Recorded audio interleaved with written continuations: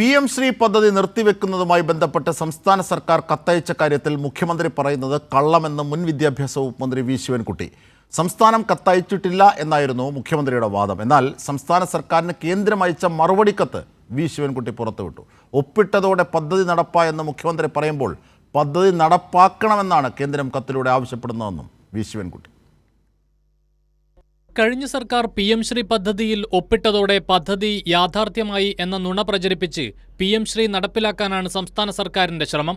PM Shri നടപ്പിലാക്കുന്നത് നിർത്തിവെക്കണമെന്നാവശ്യപ്പെട്ട് സംസ്ഥാന സർക്കാർ കേന്ദ്രത്തിന് കത്തയച്ചിരുന്നു. അങ്ങനെയൊരു കത്ത് ഇല്ലെന്നായിരുന്നു മുഖ്യമന്ത്രിയുടെ വാദം. എന്നാൽ സംസ്ഥാനം അയച്ച കത്തിനുള്ള കേന്ദ്ര വിദ്യാഭ്യാസ സെക്രട്ടറിയുടെ മറുപടി കത്ത് മുൻ വിദ്യാഭ്യാസ മന്ത്രി വി ശിവൻകുട്ടി പുറത്തുവിട്ടു.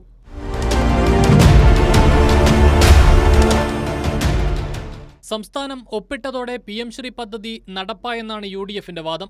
എന്നാൽ PM ശ്രീ പദ്ധതിയുടെ കാലാവധി കഴിയാറായി എന്നും ഉടൻ സംസ്ഥാനം ഇത് നടപ്പാക്കണം എന്നുമാണ് കേന്ദ്രം കത്തിൽ ആവശ്യപ്പെടുന്നത്. പദ്ധതി നിർത്തിവെക്കാൻ സംസ്ഥാന സർക്കാർ തീരുമാനിച്ചതിന് പിന്നാലെയായിരുന്നു കേന്ദ്രത്തിന്റെ ഈ ആവശ്യം. പദ്ധതി നടപ്പിലായെങ്കിൽ വീണ്ടും നടപ്പാക്കണമെന്ന് സംസ്ഥാനത്തോട് കേന്ദ്രം ആവശ്യപ്പെടേണ്ട കാര്യമെന്തെന്ന് വി ശിവൻകുട്ടി ചോദിച്ചു.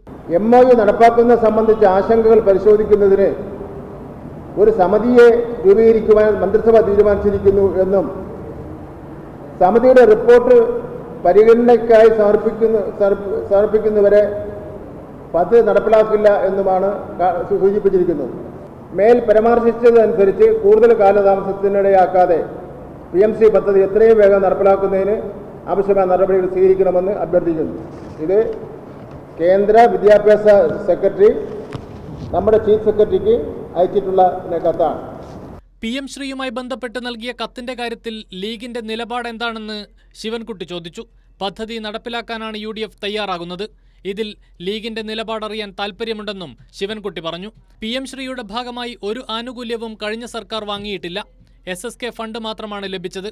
PM ശ്രീയുമായി അതിന് ബന്ധമില്ലെന്നും ശിവൻകുട്ടി വ്യക്തമാക്കി. കൈരളി ന്യൂസ്, തിരുവനന്തപുരം.